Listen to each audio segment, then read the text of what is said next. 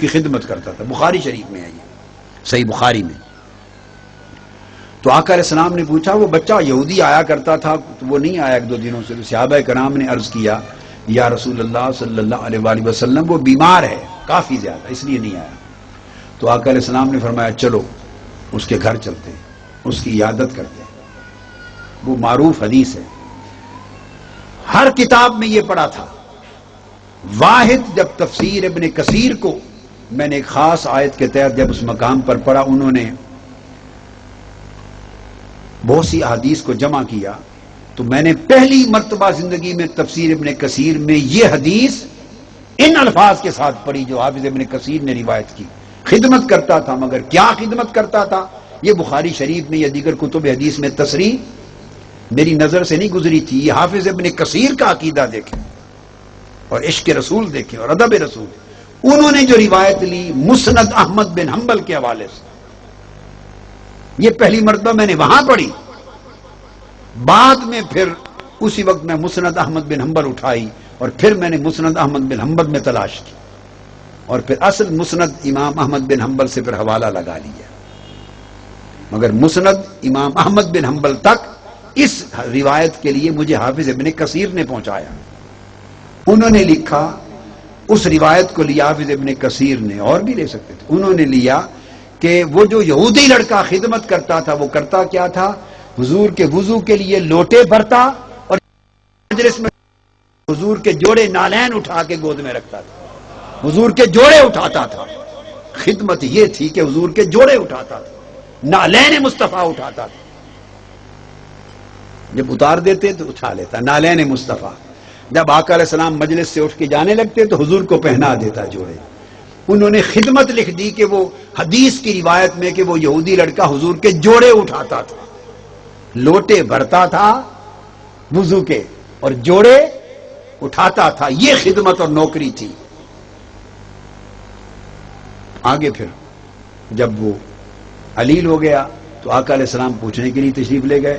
پھر اسی روایت میں ایک الفاظ آگے میں اور جل کے اور ایمان افروز تھے اضافی. انہوں نے روایت کیا کہ جب آقا علیہ السلام گئے اس کے سرانے بیٹھ گئے تو وہاں اس کے گھر جا کر اس وقت اس کو دعوت ایمان دی کہ تو اسلام قبول کر لے اور میرا کلمہ پڑھ لے. اس لڑکے نے اپنے باپ کو دیکھا، یہودی ساتھ کھڑا تھا، اور آقا علیہ السلام اس کے سرانے چارپائی پہ بیٹھ گئے. اے یہودی، تیرے سین پہ بھی قربان جاؤں اور تیری حویلی پر بھی، تیری چارپائی پہ بھی آقا آ کے بیٹھ گئے. جب آقا نے فرمایا دعوت دی کہ کلمہ پڑھ لے تو اس نے باپ کو دیکھا، باپ خاموش کھڑا رہا. آقا علیہ السلام نے اسے دوبارہ فرمایا، اس نے پھر باپ کو دیکھا تو باپ نے کہا مجھے کیا دیکھتا ہے، ابو القاسم یعنی محمد مصطفیٰ جو فرماتے ہیں کلمہ پڑھ لے. مطلب یہ تھا کہ ہر ایک کے گھر تھوڑا جا کر یہ دعوت دیتے ہیں، تمہارے گھر آ جائے ہیں دعوت دے رہے ہیں، چھوڑ دو مجھے، میرے مذہب کو کلمہ پڑھ لو.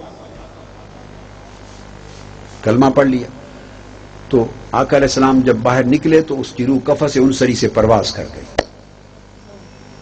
تو آقا علیہ السلام جب نکلے تو حدیث کے الفاظ ہیں دروازے سے نکلے تو نکلتے ہوئے یہ فرماتے، صحابہ کرام کو فرماتے جا رہے تھے اس اللہ کا شکر ہے جس نے میرے صدقے سے، یہ الفاظ ہیں، انقذہ اللہ من النار بی،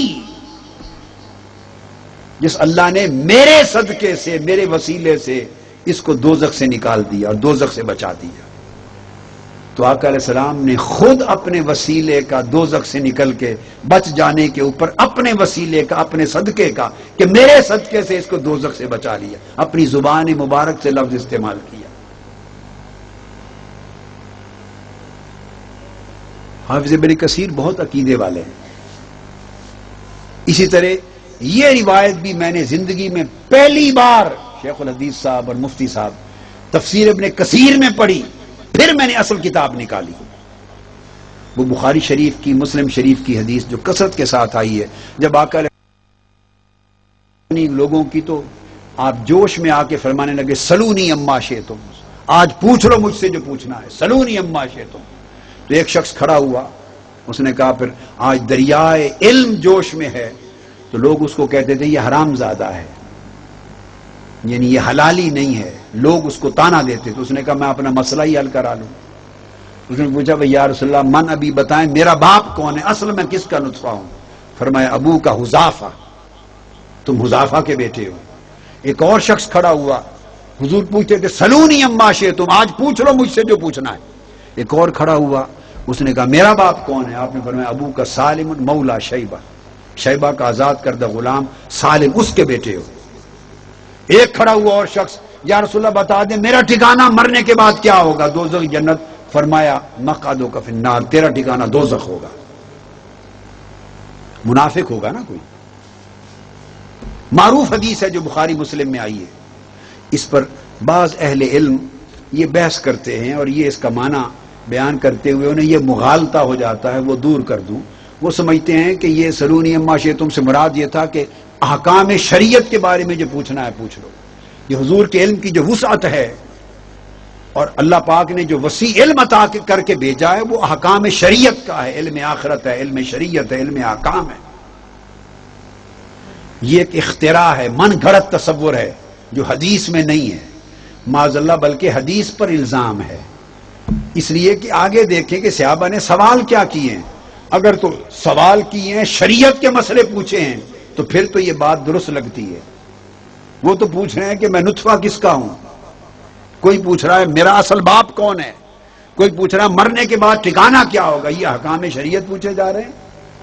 اگر آقا علیہ السلام کا فرمانا سلونی اما شئتم احکام شریعت سے متعلق ہوتا تو آپ اس کو وہیں روک دیتے. مجھے کیا پتا کہ تمہاری ماں نے تمہیں حرام طریقے سے لیا یا حلال طریقے سے, یہ تو علم غیب کی بات ہے, مجھے کیا پتا. دوسرے کو بھی کہہ دیتے یہ تو غیب کا مسئلہ ہے, مجھے کیا پتا. مرنے کے بعد تم کیا پتا کہ موت سے پہلے تم مومن ہو جاؤ یا کافر ہو جاؤ یا کیا رہو, مجھے کیا پتا. یہ تینوں سوال امور غیب سے متعلق تھے. آقا علیہ السلام انٹرٹین ہی نہ کرتے, رد کر دیتے. تینوں انٹرٹین کیے. اس کا مطلب یہ ہوا کہ جب فرما رہے تھے سلونی اما شئتم, وہ احکام شریعت کے لیے نہیں تھا, وہ مراد یہ تھی کہ ازل سے ابد تک جو سوال کرنا چاہو اور آج جو پوچھنا چاہو میں تمہیں بتا دیتا ہوں.